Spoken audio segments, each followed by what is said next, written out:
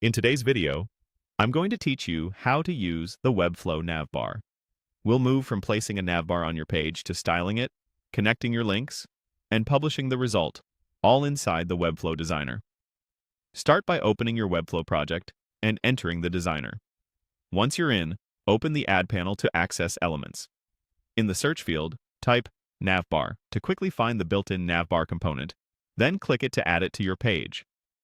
Place it at the top of your layout so it becomes the primary navigation for your site.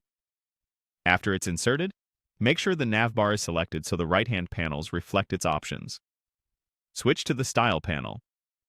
Under Layout, you can control how the brand, the nav links, and the menu button are arranged. This is where you set alignment and distribution so everything lines up cleanly across the top. Move into Spacing to adjust padding and margins. Adding comfortable padding inside the navbar gives your links breathing room and helps with click targets on smaller screens. In Size, confirm the width and height. Many navbars span 100% width, so they stretch edge to edge, but you can set a fixed height if you prefer a tighter header. In Position, you'll find controls for how the navbar sits on the page. This is the place you'd make it fixed or sticky if your design calls for it. Next, open Typography to style the links. Choose font, weight, and size, and set clear hover and current states so users can see where they are.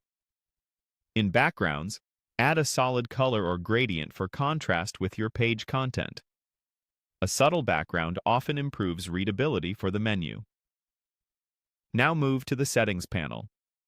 Here you can review component settings specific to the navbar and its menu, like how it behaves at different breakpoints and what the brand link points to. Keep the navbar selected and open the nav menu. Add a new link, then choose what it should connect to: a page in your site, an external URL, or a section on the current page for smooth scrolling. Repeat that process for the remaining menu items so each one has the correct destination. Consistent naming and linking make your nav predictable and easy to maintain. Open the Interactions panel to see where you can attach animations. For example, animating the menu opening on mobile. Even simple fades can make the experience feel polished. When you're ready, click Publish. Choose the domain you want to publish to and confirm